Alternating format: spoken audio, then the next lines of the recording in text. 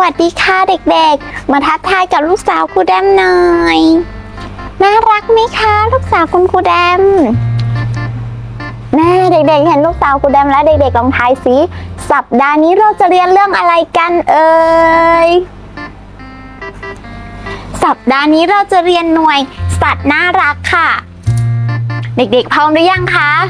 ถ้าพร้อมแล้วไปกันเลยค่ะ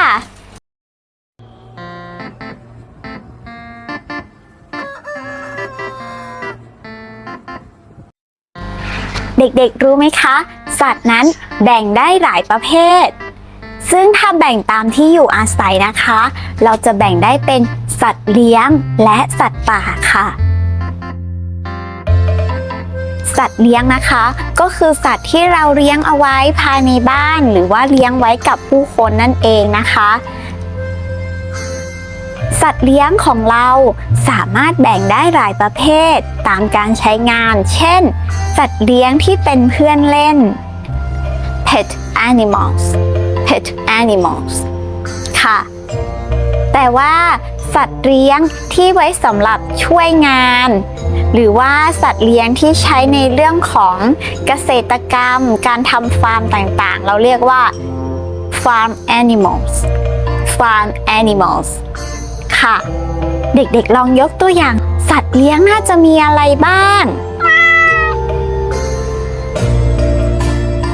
ใช่ค่ะถ้าเป็นสัตว์เลี้ยงที่เป็นเพื่อนเล่นก็จะมีแมว cat อะไรอีกคะ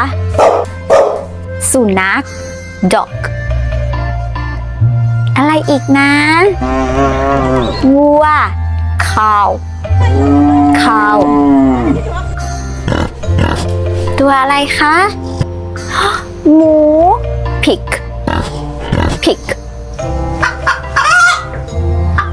อุ้ยเก่งมากเลยค่ะไก่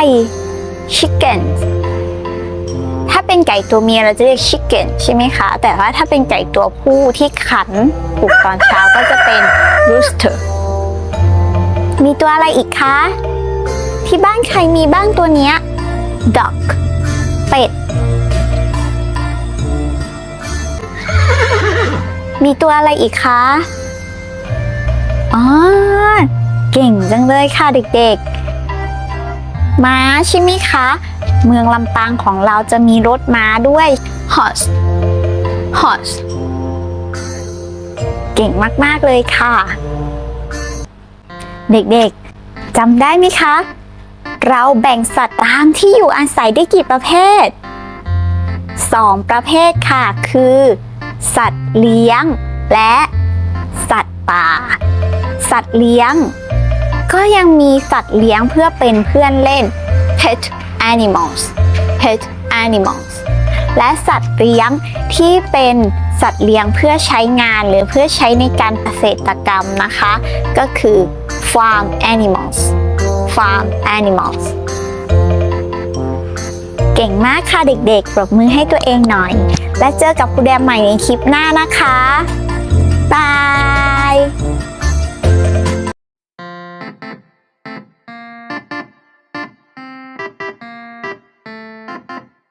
กิจกรรมในวันนี้ให้นักเรียนอัดวิดีโอบอกชื่อสัตว์เลี้ยงที่ชอบเป็นภาษาไทยและภาษาอังกฤษอย่างน้อย1ชื่อหรือถ่ายรูปคู่กับสัตว์เลี้ยงของเด็กๆส่งให้คุณครูดูด้วยนะคะ